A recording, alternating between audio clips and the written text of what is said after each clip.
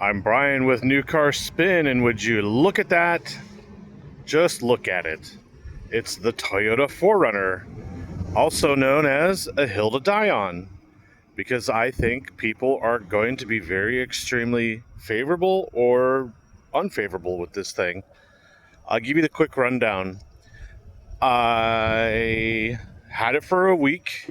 They're picking it up this morning. This is the first edition, so it's the higher end model. It has leather seats, rock rails, mud flaps, and they all come with the same 4-cylinder hybrid engine.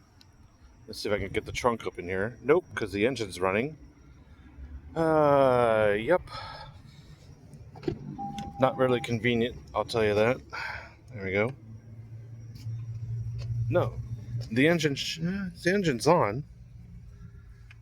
Okay, I don't understand this thing. I'll just tell you that right now.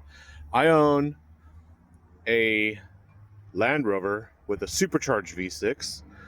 I guess here we go. I'm just going to tell you right now. Take two.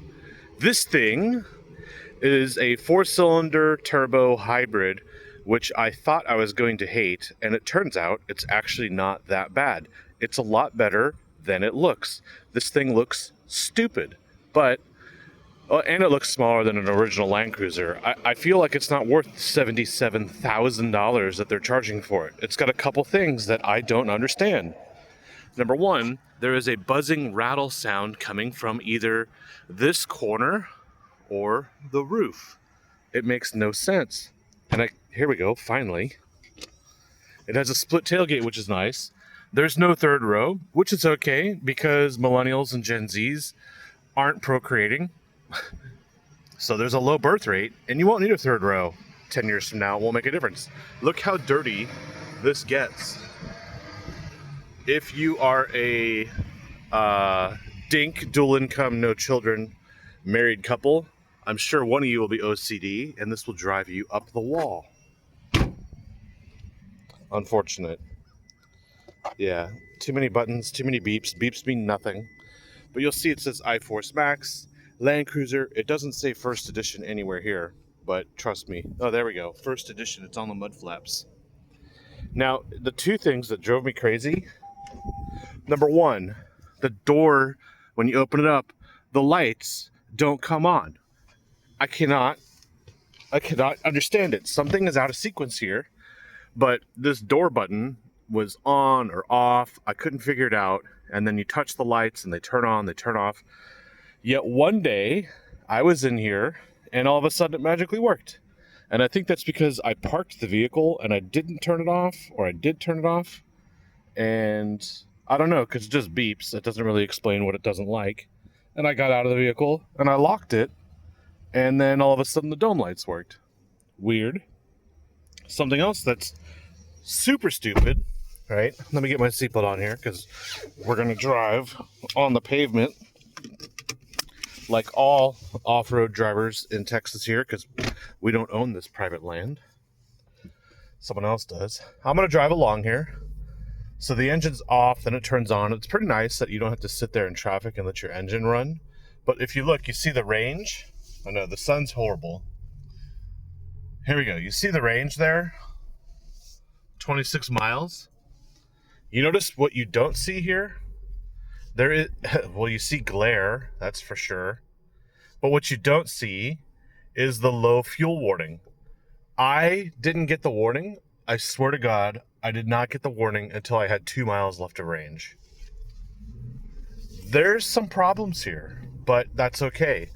I just feel like for $77,000, you're getting this weird experience here, because I don't feel like it's a $77,000 vehicle. And I've always had the mantra, never buy the expensive, cheap car. And I gotta tell you, this thing feels cheap. I look around, I see this air vent, and I go, what is that? I look around, and I see this volume knob, and I go, what is that?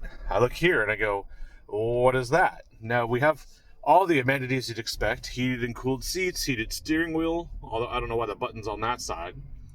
We have the wireless charger pad. Okay, we have bolsters that slide in and out manually. We basically have a few things in here, but what I did was I compared this to the Ineos Grenadier, and I have another video about that, and it'll launch soon, or maybe you're gonna have to go to my website and figure it out.